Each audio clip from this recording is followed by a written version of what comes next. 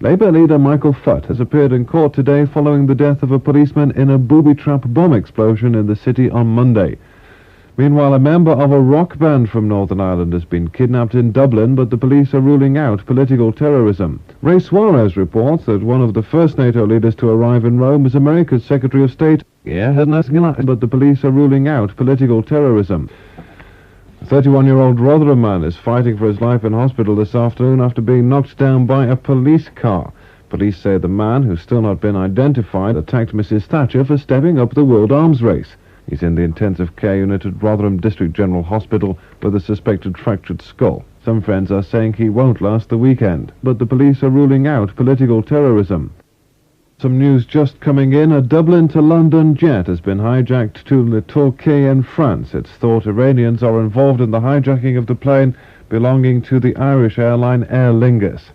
Police say the man, who's still not been identified, apparently walked back into the path of the patrol car as it was being driven down Doncaster Road at Dalton shortly before midnight.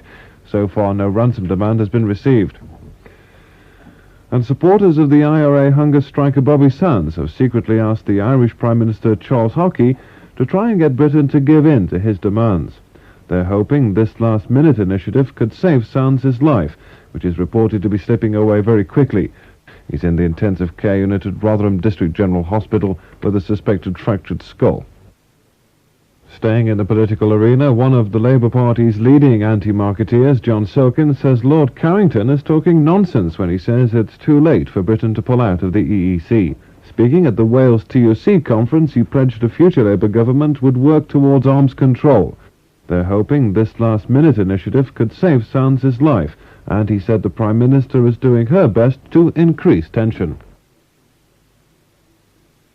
2 cruise ships have been hit by a dockers' pay dispute at Southampton. The P&O liner Canberra was forced to anchor off Portsmouth and ferry passengers ashore in a tender after being turned away from Southampton. They're hoping this last-minute initiative could save Sands' life.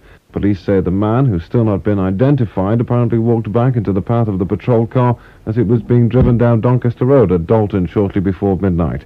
So far, no ransom demand has been received.